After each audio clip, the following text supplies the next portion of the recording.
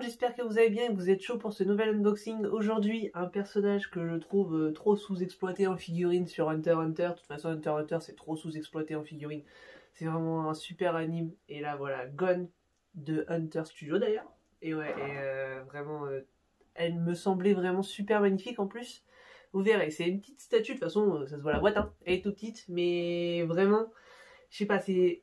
Rien qu'à la boîte, vous voyez ce que je veux dire au niveau de la tête, c'est vraiment Gon. On le retrouve, c'est vraiment super magnifique. On va pas perdre trop de temps, je fais un petit tour de la boîte. C'est la même chose derrière, voilà. Et comme j'ai trop envie d'aller l'ouvrir, on y va.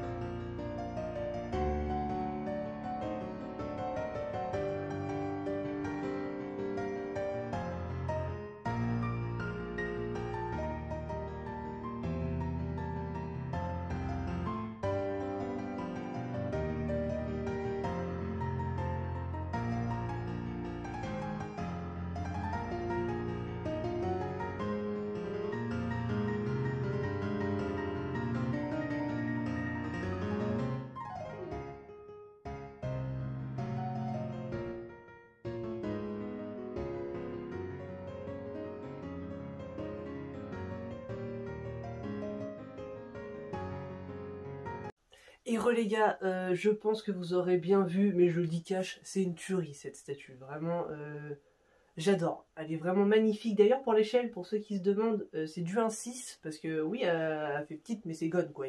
Je sais plus quelle taille il fait, mais voilà, il doit arriver proche du sol, on va dire. Plus sérieusement, les gars, elle est vraiment somptueuse. Et pour commencer, je vais commencer avec le soc qui est vraiment magnifique, surtout au niveau de l'eau. On a vraiment un effet de lac.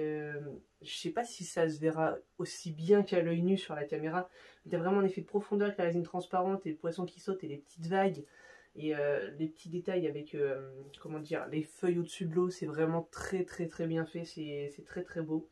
Je vais commencer aussi maintenant avec le seul défaut que je dirais dans la statue, c'est les feuilles. Disons qu'en fait les feuilles, je pense, vous l'aurez vu à la caméra, c'est plastique. Et je trouve que ça se voit quand même un peu. Après bon, ça va, c'est dans l'ensemble, c'est très très beau. C'est comme la Gohan de Lightning Pod que je vous ai montré avec la cape. C'est-à-dire qu'on sent qu'il y a un effet plastique, mais rendu global est très propre. C'est-à-dire que là, je sais pas si vous... Dites-moi d'ailleurs dans les commentaires si vous l'auriez vu ou pas, si je vous l'aurais dit. Voilà, tout simplement.